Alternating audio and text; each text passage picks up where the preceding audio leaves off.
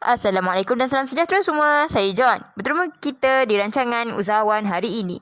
Pada hari ini, saya akan menceritakan tentang kelestarian dalam perniagaan. Kawan-kawan semua nak tahu tak sebenarnya ada lagi perkara yang boleh kita lakukan sebagai usahawan untuk menyumbang kepada alam sekitar. Bagaimana? Adalah dengan mengurangkan plastik. Sebelum itu, tahukah anda berapa lama masa plastik perlu untuk hancur dan terhapus? Untuk pengetahuan anda semua, satu beg plastik adalah mengambil masa selama 1000 tahun. Untuk alat makanan plastik, kira-kira 450 tahun. Dan untuk botol plastik juga adalah kira-kira 450 tahun. Kesian bumi kita harus menanggung beban selama bertahun-tahun. Sebab tu kawan-kawan, kita kena kurangkan lambakan sisa-sisa yang ada dalam bumi kita ni. Tapi bagaimana kita nak kurangkan plastik sedangkan kita selalu nak guna plastik? Bahagian utamanya adalah pada proses pembungkusan kerana kita menjual produk sendiri dan sudah pasti kita akan menghantarnya, bukan? Oleh itu, kita boleh membuat perubahan di bahagian ini di mana kita boleh mengurangkan penggunaan plastik. Berikut adalah 10 idea yang dapat anda laksanakan dalam perniagaan anda untuk menjadikannya lestari dan mesra alam sekaligus mengatasi masalah lambakan sisa plastik. Tips yang pertama adalah dengan menggunakan beg uncang ataupun bekas.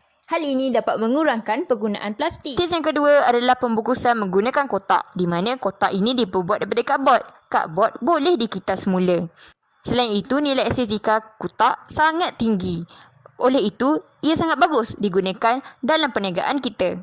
Tips yang ketiga adalah pembungkusan menggunakan sampul kitas semula. Sampul kitas semula ini telah banyak menjadi inovasi baru agar boleh dikitas semula dan juga barang di dalam sampul tersebut selamat tanpa menggunakan pembalut buih. Tips yang keempat adalah menggunakan surat khabar atau kertas yang terpakai, di mana kita telah mengaplikasikan penggunaan semula ataupun reuse dalam perniagaan kita. Penggunaan surat khabar dan kertas terpakai ini sangat bagus dalam perniagaan kerana bukan sahaja barangan anda mendapat perlindungan tanpa menggunakan pembalut buih, tetapi juga ia memberi perlindungan sepanjang penghantaran. Tips yang kelima adalah dengan menggunakan pita aktif air berbanding selotip kerana pita ini dibuat daripada kertas yang boleh dikitas semula.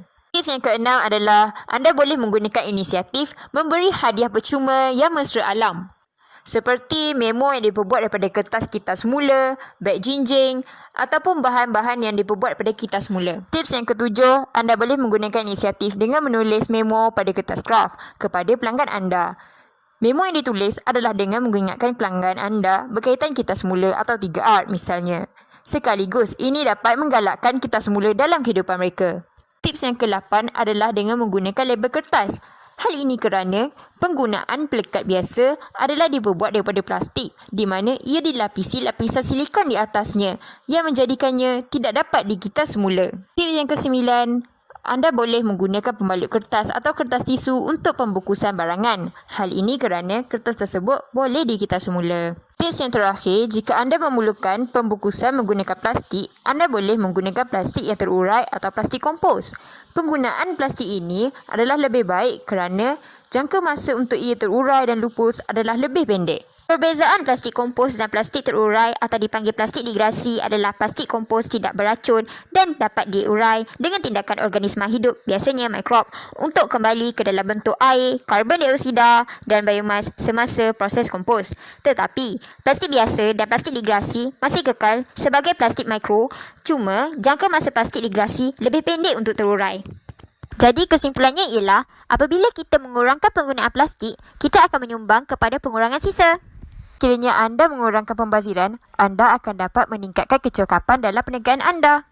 Dan juga dengan pengurangan penggunaan plastik dapat mengurangkan permintaan pengeluaran plastik oleh kilang.